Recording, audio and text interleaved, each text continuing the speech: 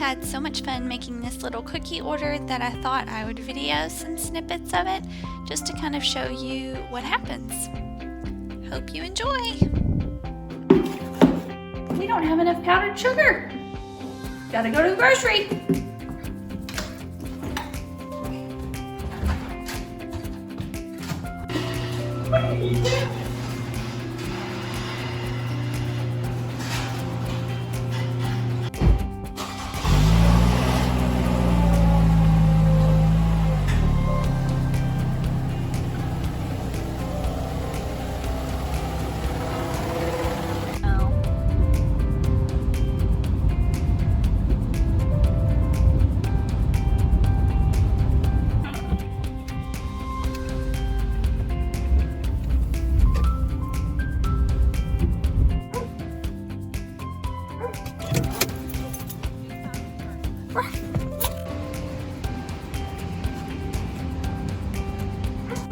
Boxes.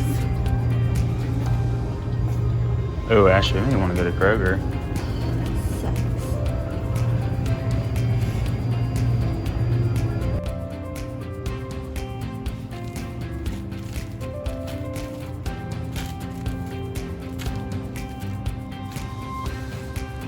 Let's go. So the first step of any good sugar cookie is to make sure that you have a lot of butter, but it needs to be softened so that it will incorporate into your batter. Once you've got your butter beat up and softened, you're going to add in your sugar.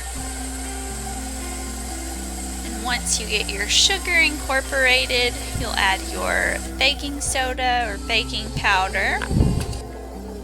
Next, we will crack in the eggs. Make sure that that's mixed up really well. Don't drop your shells in. Big important. That would be a no-no. Then I add in my flour a little bit at a time. If you add it in all at once, it'll blow up in your face, destroy the kitchen, and it's just a disaster. Once your batter is all mixed up, you should be able to kind of squeeze it together just so that it stays. You'll clean off your countertop, pour some flour on it, and dump the dough out. I like to smash it together by hand at first, just because this is a lot of dough. Then you'll roll it out with your rolling pin.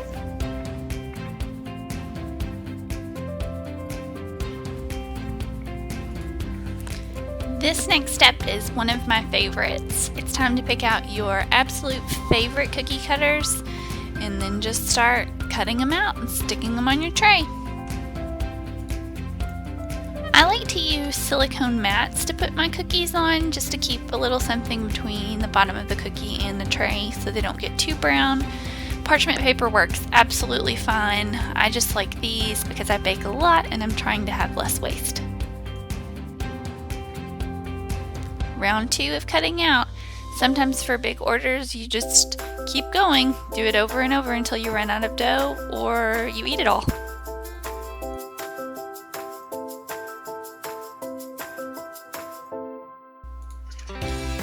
So next step is decorating. People ask me all the time, how do you make your royal icing recipe? I would give it to you, but I would be totally lying because it's different every time. All it is powdered sugar, hot water, and meringue powder. You just really make it up based on what consistency you need. If you are outlining the cookie or flooding,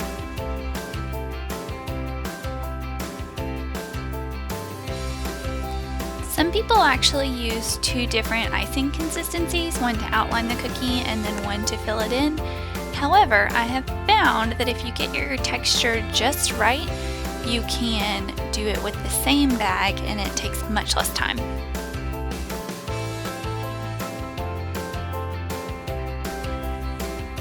Okay, so this is the fun part.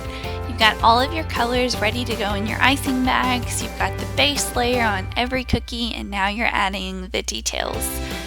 In this step, your icing wants to be a little bit thicker than it would otherwise just flooding a cookie, because you don't want it to run into the cookie or smear into it or anything. You're just adding all of your little details and finishing them up.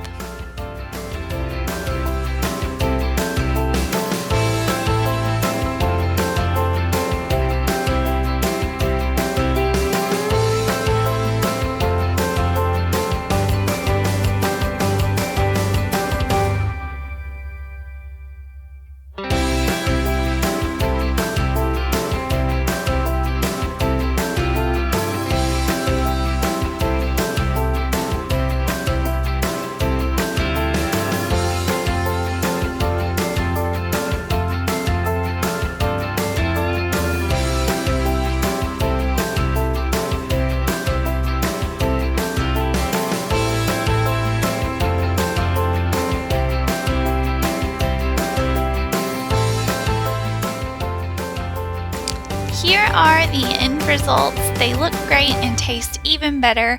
Thank you all so much for watching the video, and subscribe to see more baking adventures.